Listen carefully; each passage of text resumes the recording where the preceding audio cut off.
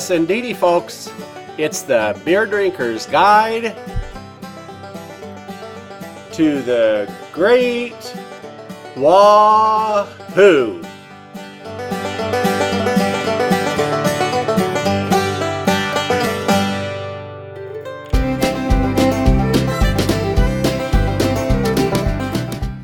Wahoo, everybody! Talk about a great event coming up. The Great Wahoo is coming up with Boise Music Week, and it's starting before you can say, gee, that's tomorrow. Boise Music Week, a tradition since 1919. That makes this one the 91st year. In our show 3 weeks ago, we discovered some interesting history about Boise Music Week. If you use the magic Google thing and look up National Music Week, you'll find that the National Federation of Music celebrated the first official National Observation of Music Week in 1924, with 452 towns and cities participating across the United States. You'll also find that the tradition started from a 1915 National Week of Song. By 1917, Music Trades Review mentioned Music Week for the first time. Our googly adventure then mentions the year 1919. Under 1919, the National Music Week website says, First City Observance, Boise, Idaho.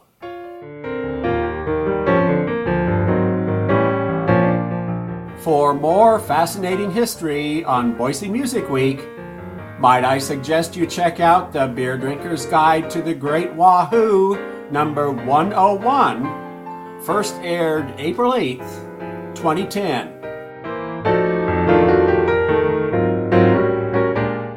For now, we have more pressing concerns than worrying about the history of Boise Music Week, because every year, Boise Music Week comes around during the first full week in May. And folks, that means that this year, in 2010, Boise Music Week starts tomorrow, the 30th of April. There is a full schedule of events all the way through Saturday, May the 7th. Check out as many of them as you can make, folks. They are all fascinating. One thing's for sure, it's easy to enjoy all the events of Boise Music Week. All we have to do is remember a couple of simple rules that have always applied to Boise's unique approach to celebrating music. The first and foremost of those is that all events of Boise Music Week are free to the public. All events always have been, and to this day they are. It was a principle of Music Week in 1919, and in every 91 years since then, that every event is free to the public, just so people can enjoy the celebration of music. The second and unique feature of Boise Music Week is that it is all performed by volunteers. No one, anywhere in Boise Music Week makes a dime off of it. That's part of why we can keep it inexpensive and free to the public, and it is a matter of pride amongst the full range of different artists that it takes to put on these functions. Once again this year, we have a full week of Boise Music Week functions. Friday, April 30th at 7:30 is school night at Capitol High. It will feature Boise students from grade school through high school in 10 different orchestras and choirs, culminating in a mass sing-along. It'll be great. Saturday, May 1st at noon, there's music in the park at the Gene Harris Bandshell. The 25th Army Band, Capital City Children's Chorus, Treasure Valley Sweet Adeline's Chorus, the BSU Tuba and Euphorium Ensemble, the Philharmonic's Verdi Percussion Ensemble, and other musical treats will be on hand. What a great way to enjoy an afternoon of springtime in the Rockies, from noon to 4 at the Bandshell in Julia Davis Park. Sunday, May 2nd at Cathedral of the Rockies is church night. Different musical ensembles and choirs from churches around the valley will sing to this year's theme of Proclaim the Goodness of the Lord. The organ prelude starts at 7:20. For those who have not had an opportunity to check out this beautiful sanctuary and to hear this magnificent organ, this is your chance. Just hustle right on over. Monday, May 3rd, is Concert Showcase at Timberline High School. This year's Concert Showcase features the Treasure Valley Concert Band and the Boise Chordsmen. Tuesday, May 4th, is International Dance Night. It is one of the showcase events at Timberline High School. International Dance Night was revived in 2001. This will be its 9th consecutive year. This year, Dance Night features the Gem Cloggers. It will also have ballroom, tap, ballet, Hawaiian, Korean, and classical Indian dancing. What a treat! It's for all ages. Come and enjoy. A week-long treat will be organ recitals at St. Michael's Cathedral on the corner of 8th and State Street. These noontime recitals, Monday through Thursday, are performed by some of the Valley's most talented organists and provide an excellent way to enjoy the beautiful instrument at St. Michael's, as well as a relaxing, delightful noontime experience. I do love the woodsy, classical English feel of the interior of St. Michael's Cathedral. Check it out next week, Monday through Thursday, for noontime organ recitals. Quite a different experience with organ music is featured Friday, May 7th at the Egyptian Theater. Laurel and Hardy's silent film Big Business will run. The film will be accompanied by the theater organ that was originally installed in this movie palace during the heyday of silent films. It is a great theater organ and one of the very few left in the nation. Folks, if you have not heard the organ at the Egyptian Theater, run right down and enjoy this noontime experience. It is amazing. These theater organs were the soundtrack of their day. They had horses' hooves and sirens and everything else that a movie might need.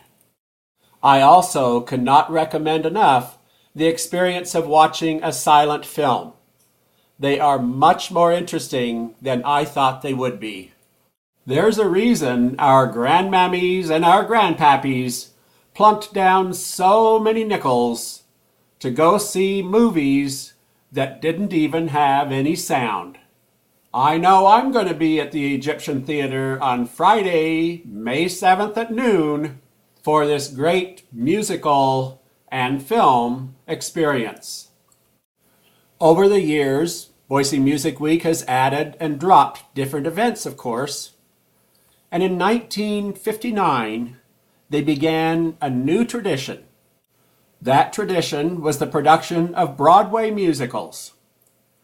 That tradition has held up ever since, except during 1966 and 67, when they performed variety nights. For years, these productions were held at local high schools.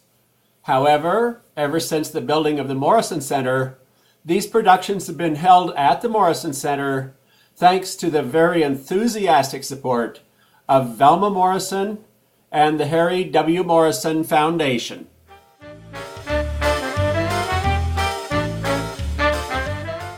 This year's Broadway musical production is Hello, Dolly. I've been working with the cast of Hello, Dolly ever since February 1st, when rehearsals began. I can't tell you how fascinating it has been to sit and watch what was pure chaos with only music that nobody knew come gradually into what will be a fantastic production. I mean, what do you stand for if you don't stand for the laws of this great land? I know I stand for. I stand for motherhood and a husband for all. Orphans. Your you see him only again. You can say I am not. You see him as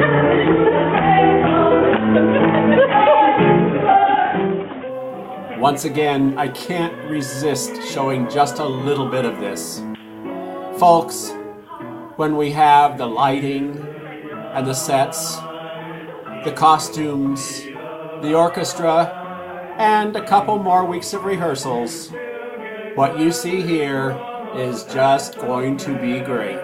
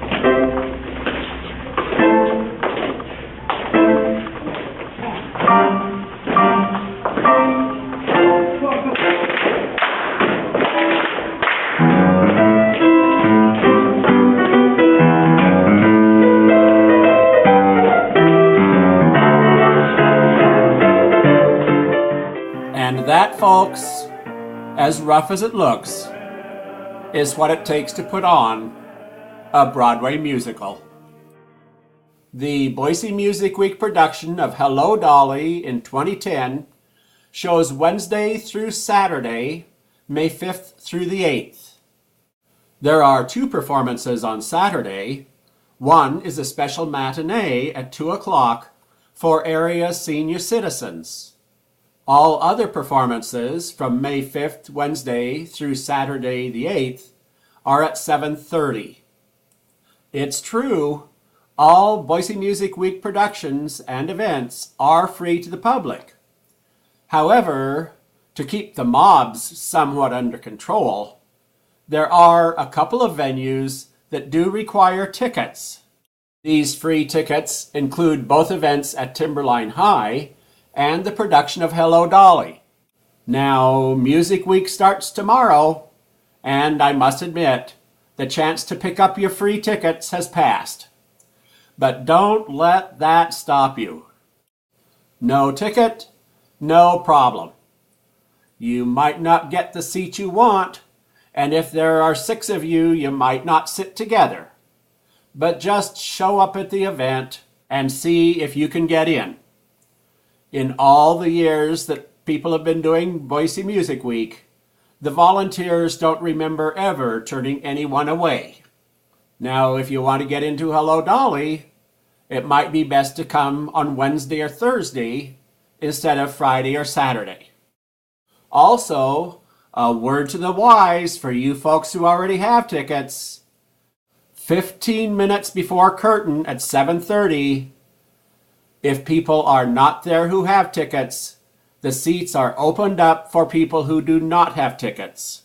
So make sure you get to the theater and get yourself or your coat or your husband sitting in your seats before 7:15.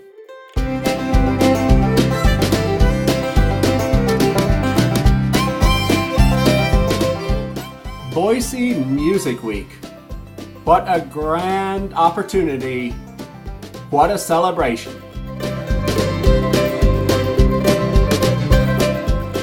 Come out and enjoy this magic part of our amazing city.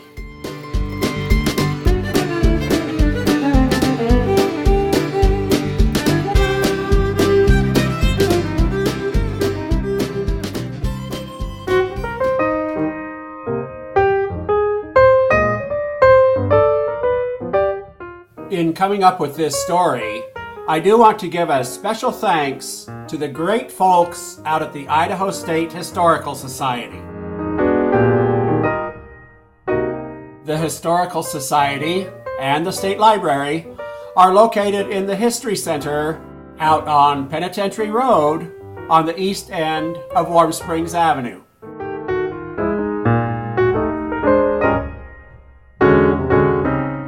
If you ever have questions about Idaho history, or if you ever just want to go thumb through file drawer after file drawer after file drawer after file drawer of old Idaho photographs, this is the place for you.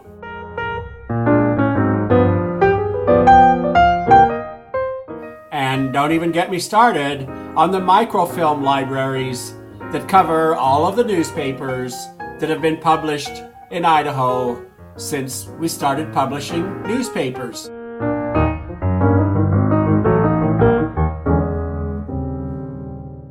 And folks, if you're ever cleaning out Grandpa's attic, or your own for that matter, and you find a box filled with old documents and old papers, don't just throw them out. Take them out to the Idaho Historic Library. They might be just junk, but the folks at the Historic Library know whether they are junk or whether they are treasure that should be archived. There might be a receipt in there from where your grandpa worked on some building project. Well, some researcher, sometime, might be looking for just such evidence. In fact, I have found an excellent rule of thumb is your junk is very likely a historian's treasure. Take anything you're not sure about, in fact, anything that you are sure about but you still think you might check it out, by the Historic Library or a historical society in your area. You will find the librarians very helpful in determining whether an item should be saved or not. And speaking of librarians, you'll find the librarians at the Idaho State Historical Society knowledgeable and just as helpful as they can be. I really recommend going out and just browsing around for a while. It's really fun. I can't tell you how many times I went in just to find one photograph and ended up spending 3 hours thumbing through old photographs of things that I knew and have always cherished here in Boise, but hadn't seen construction photographs of. It's fascinating. Idaho State Historical Society.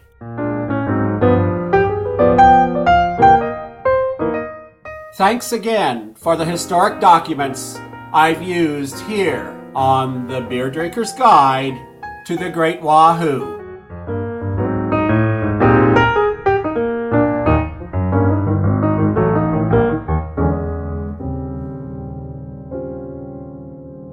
The other day, my neighbor Darren stopped by. He had an idea for a small video. So he asked if I'd help out. The video is completely his. I just helped out with a couple little technical things. Darren calls it the Seven Devils. I thought it was pretty cool. So let's take a look.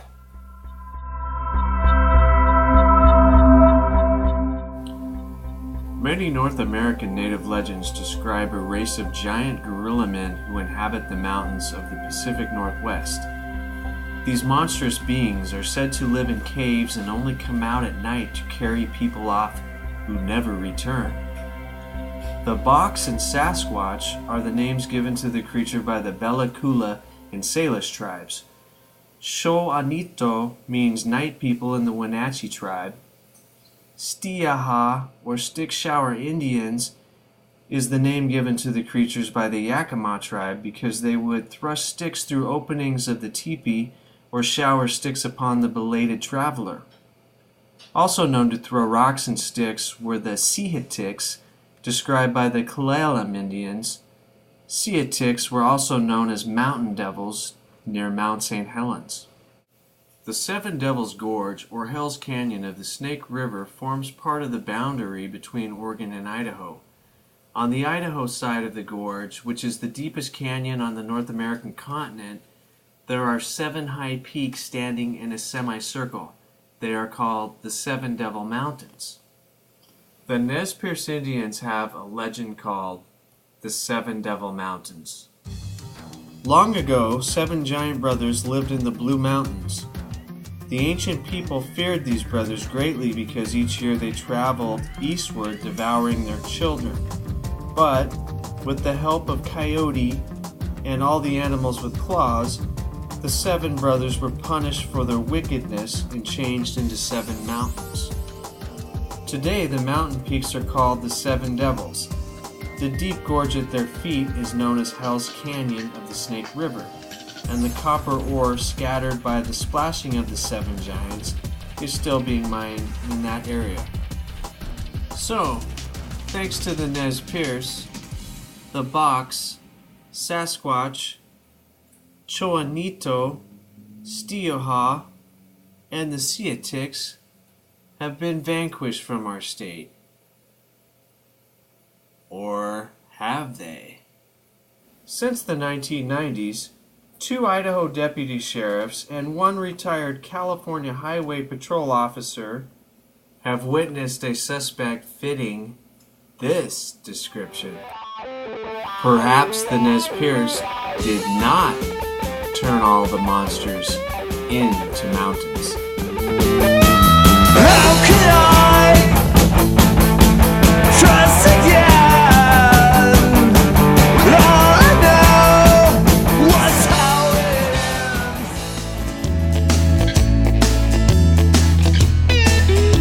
ends. Announcing a brand new feature.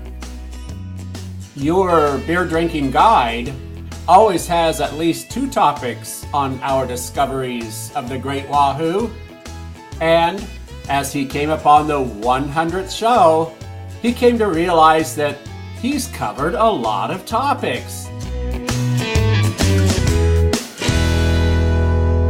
To make it easy to find all the different topics that have been covered, your beer drinking guide has come up with an index of the first 100 shows. In the index, all of the stories we've talked about are listed alphabetically for your convenience. Not only are they listed alphabetically, but you will find that they are cross-referenced. So, the tour of Alaska also is listed by skiing at Alliance and the train trip up to Fairbanks.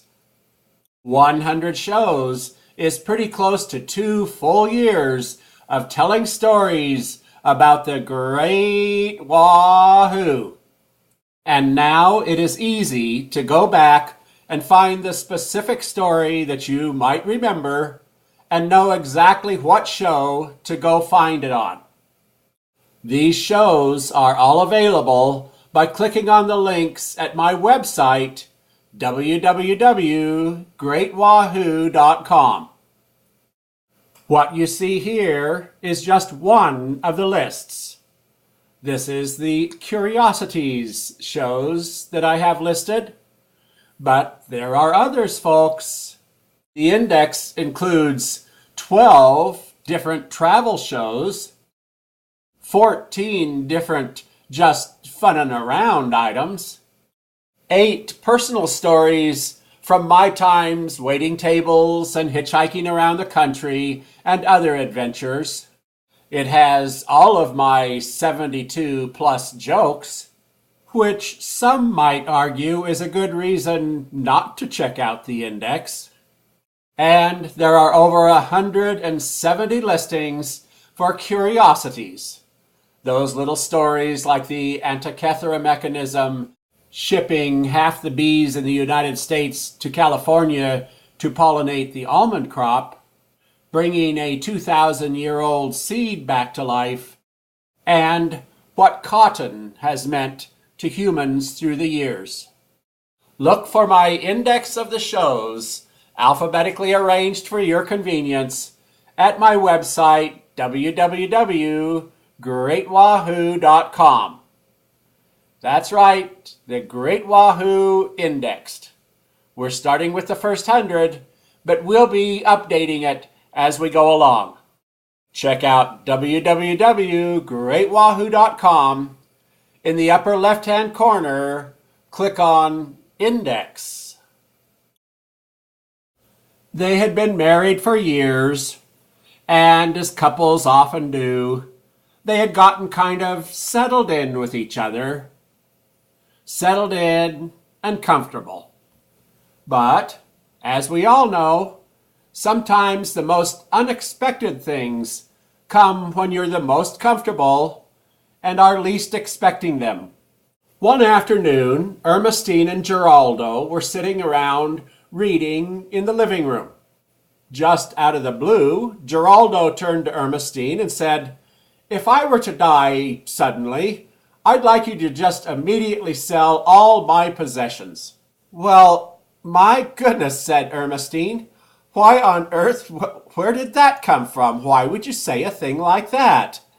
"Well," said Geraldo, "I figure that if I were to die, you'd probably remarry, and I don't want some jerk having all my stuff." "Why, honey," said Ermestine, "what on earth makes you think I'd marry another jerk?"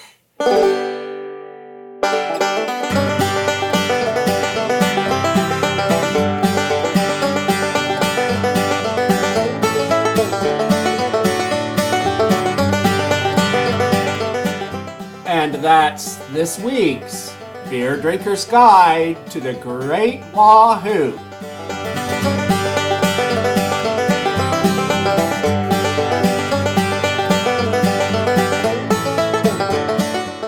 Thanks for watching.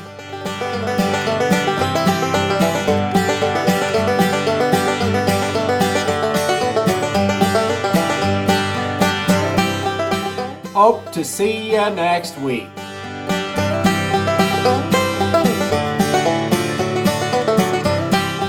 And in the meantime, keep celebrating the Great Wahoo!